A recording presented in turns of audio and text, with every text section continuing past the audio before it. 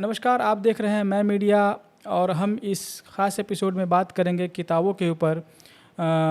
इसमें हमारे साथ आज के जो गेस्ट हैं वो हैं जे सुशील, जो बीबीसी में पत्रकार रहे, फ़िलहाल अमेरिका में रह रहे हैं और उन्होंने एक किताब लिखी है, दुख की दुनिया भीतर है। ये किताब बात करती है एक पिता के बारे में। उसके पुत्र द्वारा लिखी गई ये किताब है जो पिता के बारे में बात करती है। वो पिता जो गुज़र चुके हैं और बहुत छोटी किताब है और ये रुख पब्लिकेशन से पब्लिश हुई है। तो हमारे साथ लेखक जे सुशील जुड़े हुए हैं, तो हम इनसे ही विस्तार से बात करते हैं। जे सुशील जी, आपका स्वागत है मैं मीडिया में।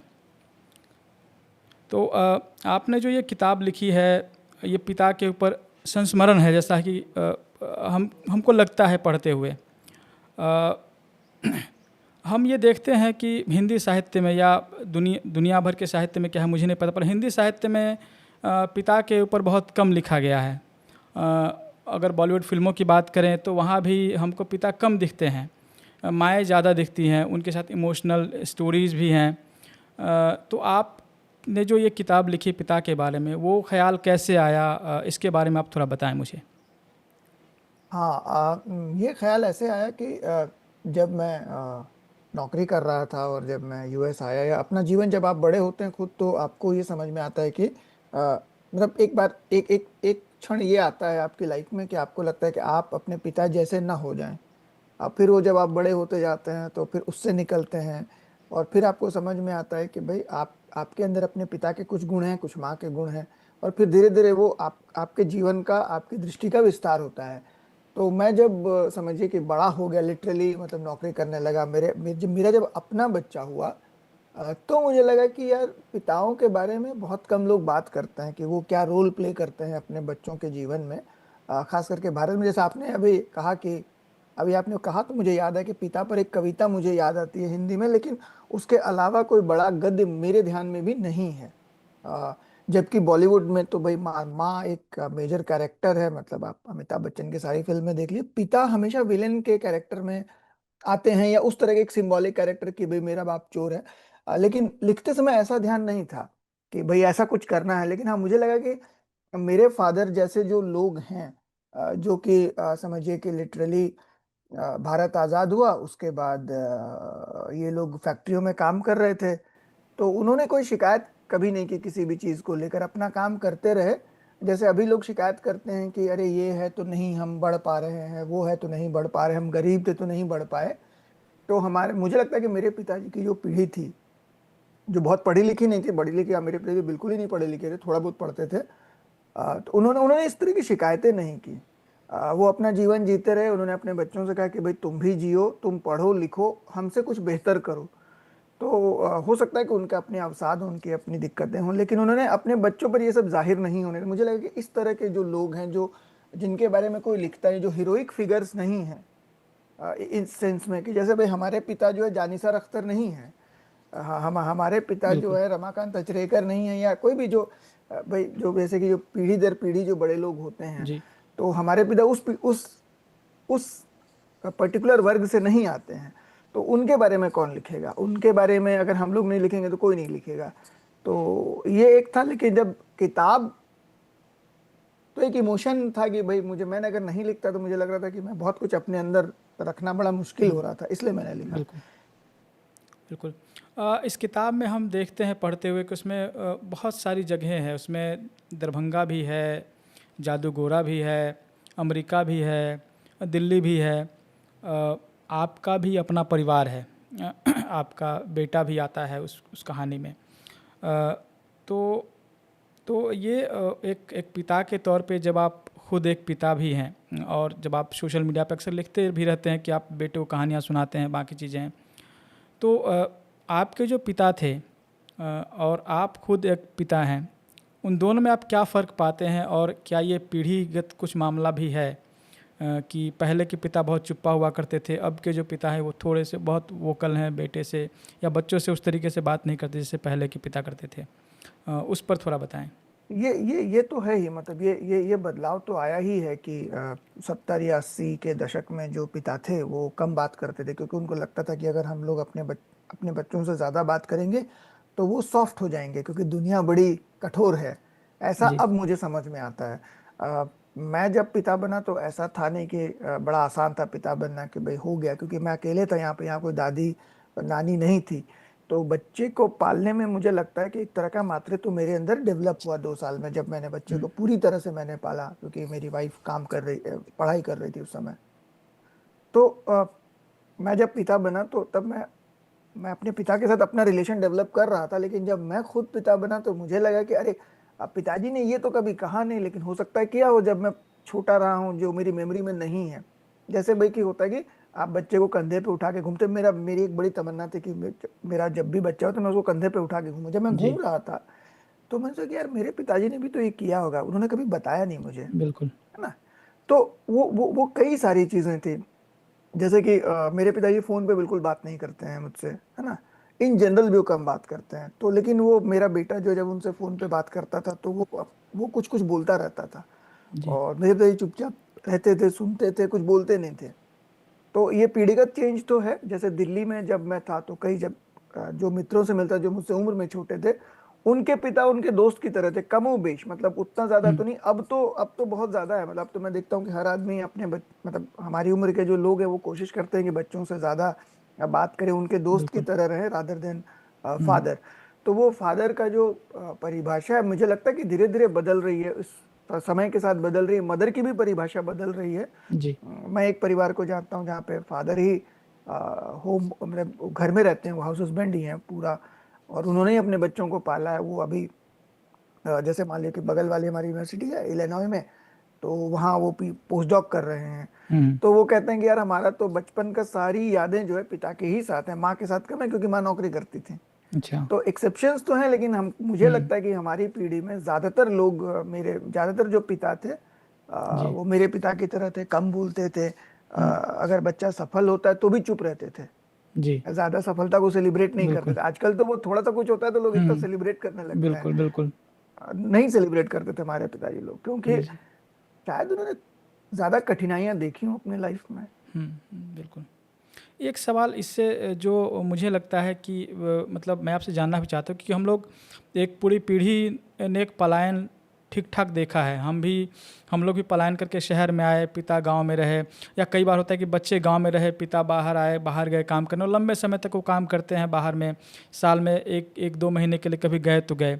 क्या ये भी एक वजह रही कि जो पिता और पुत्र के बीच में वो एक संबंध नहीं बन पाया, कि एक बहुत कंफर्ट जोन जिसको कहते हैं? इससे पलायन की क्या भूमिका आप देख पाते हैं? आपका जीवन कैसा रहा उस मामले में? एक जैसे वो जिसको हम लोग कहते हैं ना कि एब्सेंटी फादर का एक कॉन्सेप्ट होता है, कि भाई फादर एब्सेंट हैं तो आप किसी दोस्त में, किसी बड़े भाई में फादर फिगर खोजते हैं। जी। मैं इस मामले में थोड़ा सा खुशकिस्मत रहा कि भाई मेरे पिताजी कभी बाहर नहीं, हमारे साथ रहे। मतलब पलायन, उनका अपना हुँ, पलायन का जो दर्द होगा वो होगा। जैसे मेरे मेरे दादाजी नहीं थे, तो मेरे पिता जब गर्भ में थे तभी मेरे दादाजी का देहांत हो गया था। तो मेरे पिताजी का तो वो एक अलग, क्या पता मतलब ट्रॉमा बोलना चाहिए कि नहीं बोलना चाहिए, लेकिन कुछ तो दिक्कत रही होगी उनको। वो फिर 12 साल की उम्र में घर से भाग गए, कलकत्ता चले गए, फिर वहां से वो जादूगोड़ा आए। और उनकी सारी यात्रा खुद से रही, मतलब उन्होंने जो भी किया खुद से किया। तो उनके पास कोई रोल मॉडल नहीं था पिता होने का। जैसे मैं ये कह रहा हूँ जी। कि मेरे पास एक रोल मॉडल तो नहीं है, लेकिन हाँ, मतलब एक मॉडल है कि एक तरह के पिता मेरे पिता हुए, एक तरह के पिता साहब मेरे इस दोस्त के पिता हुए, या ऐसे ऐसे पिता हो सकते हैं। मेरे पिता के पास कोई रोल मॉडल नहीं था। तो और वो पलायन कर ही रहे थे, तो हुँ, कलकत्ता में होंगे, कुछ देखा होगा, जादूगोड़ा में देखा होगा, फिर अपने गांव में कुछ देखा होगा।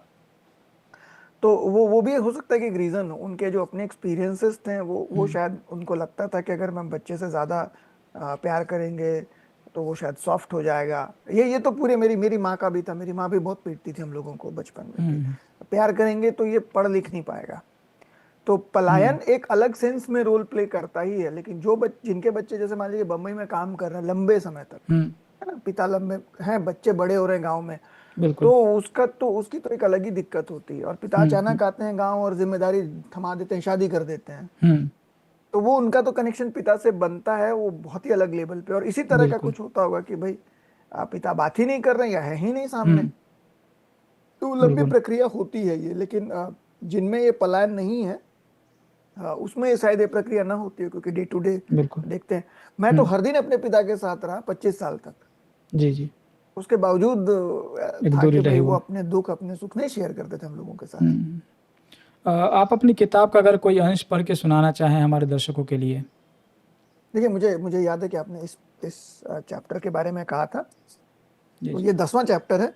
किताब हुँ। छोटी से 130-140 पेज की किताब है, जी, 160 जी। पेज की किताब है, 120 पेज की किताब है। हुँ, तो ये मैं चैप्टर 10 पढ़ रहा हूँ। ओके। बिल्कुल। पिता में कई लोग रहते थे। यह बात समझने में मुझे बरसों लग गए। मैं जब होशमंद हुआ तब जाना कि पिता गुम्मा आदमी है, लेकिन माँ बताती है कि पहले वह ऐसे नहीं थे। मेरे बाल मन पर भी पिता की भिन्न छवियां दर्ज हैं। मजदूरों के हक में खड़े रहने वाले, रिश्तेदारों के घर होने वाली शादियों में काम करने वाले, तोते खरगोश और बकरियों में रुचि लेते, बाजार से भाजी के झोले उठाकर लाते, बैठक में खैनी बनाते और नहीं तो किसी को पीटते पिता। ऐसे आदमी के लिए बाद में चुप होते जाना और अपनी काया में सिमट कर जीना दुष्कर रहा होगा। माँ का कहना था कि वह शुरू से कम बोलते थे, लेकिन जवानी के दिनों में भाषा की कमी उनके हाथ पैर बखूबी पूरी कर देते थे। शायद यही वजह थी कि माँ भले मोहल्ले में खुर्राट मानी जाती हूँ, पिता जब क्रोधित होते तो वह भीगी बिल्ली बन जाती। बच्चों के साथ उनका व्यवहार अलग था। हमारी बड़ी से बड़ी शैतानी पकड़े जाने पर वह कहते, देखो हम पढ़ नहीं पाए तो मजदूर हो गए, तुम लोग पढ़ लो, फिर जितनी चाहे बदमाशी करना। उन्होंने कई बार माँ के कोप और पिटाई से हमें बचाया। मेरे पिता का बच्चों के प्रति स्नेह की एक पृष्ठभूमि है। वह अत्यंत गरीब परिवार में पैदा हुए थे। जब वह दादी के पेट ही में थे, दादा गुजर गए। बीहड़ देहात में विधवा माँ ने उनका पालन पोषण किया। गांव में ऐसे बच्चों के लिए बपटूअर शब्द का इस्तेमाल किया जाता है, यानी वैसे बच्चे जिन्हें अपने पिता का प्रेम नहीं मिला। मैं जब बड़ा हुआ और अकेले गांव जाने लगा, तब पता चला कि गांव में उन्हें लड़ुदेव के नाम से जाना जाता है। यकीनन इस नामकरण के मूल में उनके गुस्सैल स्वभाव और किसी पर भी हाथ छोड़ देने के दुस्साहसिक आचरण का योगदान था, लेकिन मेरे मन में इस भोंडे नाम से बनने वाले पितृछवि से कोफ्त होती थी। अफसोस यह कि उन्हें अंत तक गांव के लोगों ने इसी नाम से पुकारा, उनके मूल नाम जमुना से नहीं। मैं आगे पढ़ सकता बिल्कुल। हूँ, लेकिन मुझे लगता है कि ठीक है। इतना काफी होगा। हाँ, बिल्कुल। मेरा जो अगला सवाल है वो ख़ासकर फैक्ट्रियों से जुड़े हो, क्योंकि आपने जब जादूगोरा की बात की, जिसके बारे में बहुत खबरें हुई हैं और आपने इस पर एक लेख भी लिखा था वहाँ के किसी मैगज़ीन में कि वहाँ एक जो वहाँ से जो निकलता है जिसका एक असर भी था कि आपके बच्चों पर क्या हो सकता है, वो एक डर भी आपके अंदर था। तो उसमें उस फैक्ट्री वाले हिस्से पर हम बात करना चाहते हैं कि आपने जो हिंदी साहित्य में हमने देखा है कि गांव की कहानियाँ बहुत होती हैं, शहर भी होता है,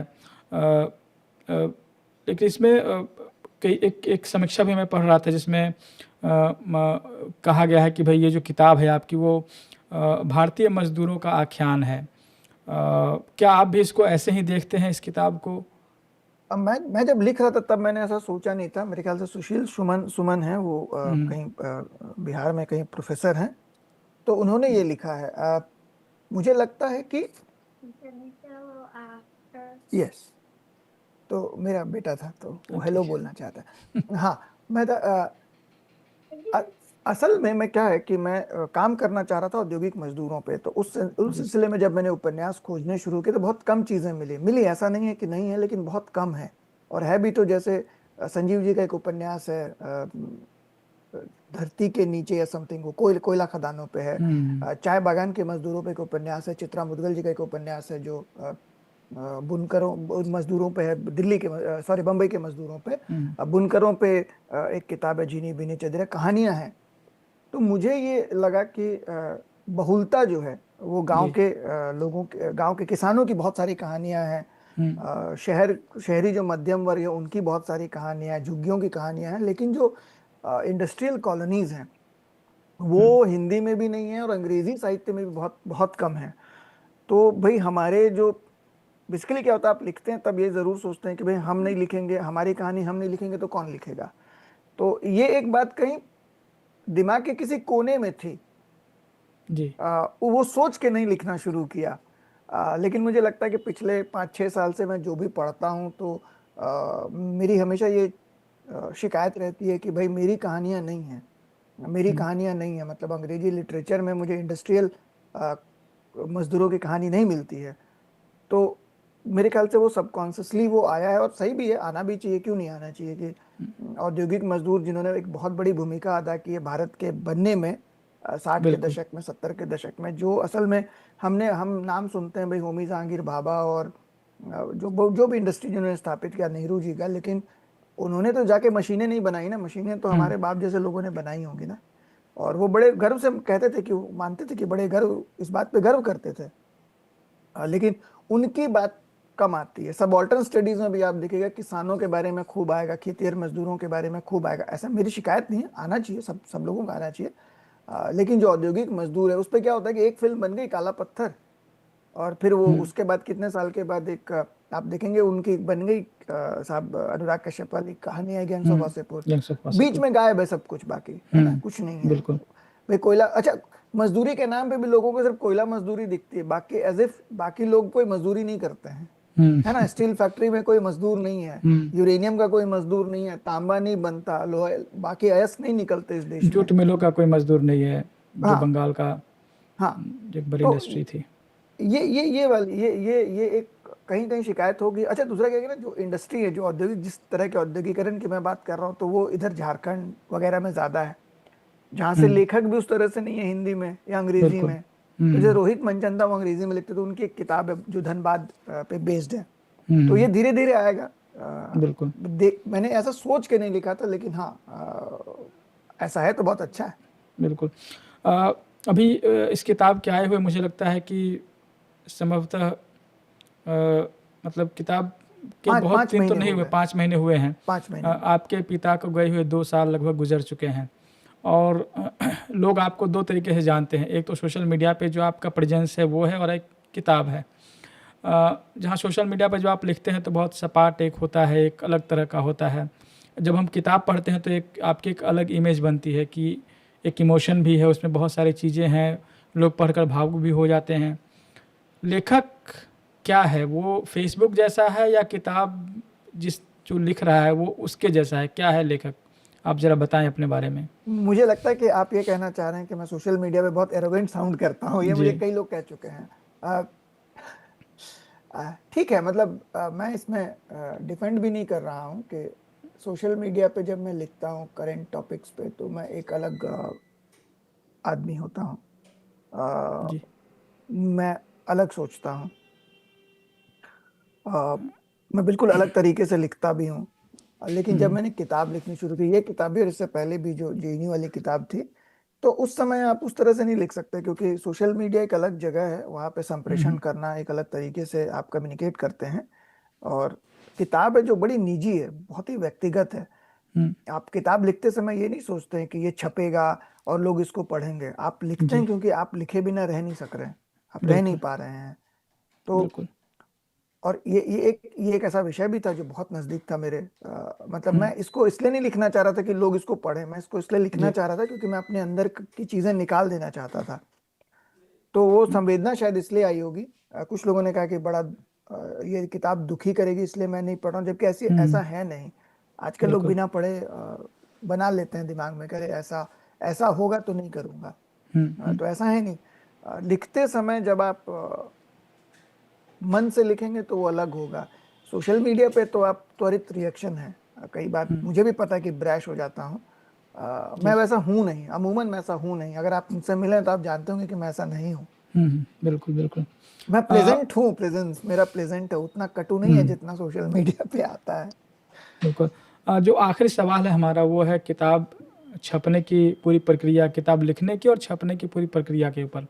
अ, अभी जो समय है उसमें किताब लिखना, उसका छपना, फिर प्रकाशक से जो लेखक का रिश्ता, वो सब एक बहुत अजीब-व-गरीब स्थिति में है। कई बार हम फेसबुक पर दिखते हैं कि देखते हैं कि लोग लेखक प्रकाशकों को आलोचना कर रहे हैं, मगर आपने अपनी किताब में अपने जो संपादक हैं उनका शुक्रिया कहा है।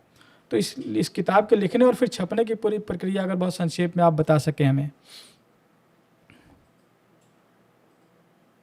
अमूमन जो जितना मैं जानता हूँ कि लेखक प्रकाशक के पास जाता है कि भाई मैं ये किताब लिखना चाहता हूँ, कुछ अंश भी देता है, उसके बाद प्रकाशक अपना उसको डील करते हैं, कभी देते हैं, कभी ओके करते हैं, कभी नहीं करते हैं।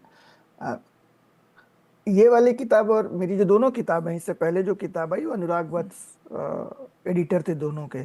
और जो जेनी वाली किताब थी उसमें भी उसने काफी काम कराया मुझसे, और अच्छा काम, मतलब ये नहीं कि काम करवाने का, अच्छा काम हुआ उसमें भी। उन्होंने बहुत जी, मेहनत से कहा कि इसको चेंज कर दीजिए, इसको बदल दीजिए। इस किताब में मैं उनसे मिलने गया था, किताब के लिए नहीं, मैं उनसे बस, क्योंकि उनके पास बहुत सारी किताबें हैं, जी, तो मैं उनसे कुछ किताब मांगने, कुछ करने गया था। तो बातचीत होने लगी, तो मैं ऐसे बताने लगा कि ऐसे ऐसे मेरे पिताजी ऐसे थे, ऐसे थे। तो अनुराग ने बहुत बहुत ही धीमे, जैसे कि अनुराग बात करते हुए जी, विनम्रता से कहा कि आप जो बात कह रहे हैं ना, आपको इसे लिखना चाहिए, हुँ, तभी ये निकल पाएगा आपके अंदर से। बिल्कुल, तो मैंने सुनी बात। फिर मैं जब अमेरिका आ गया तो मुझे लगा कि मैं बहुत ही दुखी था उस समय, तो मैंने लिखना शुरू किया। मैंने अंग्रेजी में लिखा था पहले, हुँ, वो हुँ, भी है। वो मैंने अनुराग को ऐसे ही भेजा पढ़ने के लिए कि एक बार देखो। तो अनुराग ने तब मुझसे कहा कि देखिए, हम तो हिंदी में छापेंगे, अगर छापेंगे तो आप हिंदी में हुँ, लिखेंगे तो हम मेरी रुचि होगी। तो मैंने कहा कि मतलब आप किताब की बात करें, तो बोले, तुमने कहा कि हाँ, आप लिखिए। फिर हम हुँ, वादा नहीं करते, बट अगर वो हमारे उसका होगा तब छापेंगे। जी, फिर मैंने उसको लिखा, फिर उनको भेजा। फिर उसके बाद कई राउंड्स की एडिट्स हुए, क्योंकि अनुराग के अंदर का जो एडिट संपादक है, बहुत ही अ, एक ही समय में बहुत ही नम्र भी है और बहुत ही क्रूर भी है। जब वो एडिट करता है तो आपके साथ उसकी दोस्ती रह नहीं जाती है, वो फिर बिल्कुल ही ब्रूटली एडिट करता है, और हुँ, आपके अच्छे के लिए करता है। मुझे लगता है कि बिल्कुल, वो कठिन है, कई बार कठिन होता है। हाल मैंने किसी दूसरे एडिटर के साथ काम नहीं किया किताब के मामले में, तो मैं नहीं कह सकता बाकी लोग कैसे हैं, लेकिन मेरा जितना अपना अनुभव है छपने का, मुझे लगता है कि अनुराग एक ही समय में आपके भले के लिए आपके शब्द काटते हैं। तो ये प्रक्रिया उसके बाद छपी, और रॉयल्टी वगैरह को लेके मुझे कोई परेशानी ही नहीं है। मुझे वो सारी रॉयल्टी भेजते रहते हैं, सारी जानकारी मुझे देते रहते हैं, कई बार एक्स्ट्रा जानकारी भी दे देते हैं। तो उस मामले में उस पर ज़्यादा बात नहीं करना चाहता हूँ। मैं ये बिल्कुल, कहना चाहता हूँ कि आज के आज की तारीख में संपादकों के बारे में लोग कम बात करते हैं, जबकि हुँ, संपादकों का एक बड़ा रोल होता है। ऐसे जैसे राम बिल्कुल, गुहा की किताब आई थी, बुक ऑफ मेमोरीज, हुँ, तो हुँ, वो संपादक के बारे में, तो मैं और अनुराग खूब चर्चा करते थे। तो मैं जी, अनुराग जी, से कहता था कि यार, आपने जिस तरह से काम कराया ना, तो वो बात राम गुहा ने लिखी नहीं है, उतना हुँ, कठोर नहीं लिखा है। तो अनुराग का कहना होता है कि भाई, अगर किताब है, क्योंकि आप एक बार ये किताब छप गई तो फिर हुँ, ये रह जानी है, आप तो चले जाएंगे। बिल्कुल, तो वो उतना आगे का सोचते हैं अनुराग, ये उनकी ब्यूटी है। बिल्कुल। तो शुक्रिया आपका जय सुशील जी। तो आप मैं मीडिया पर देख रहे थे जय सुशील जी से बातचीत हमारी। हम ऐसे ही और कार्यक्रम लेकर आएंगे, आप लोग मैं मीडिया पर बने रहें। शुक्रिया।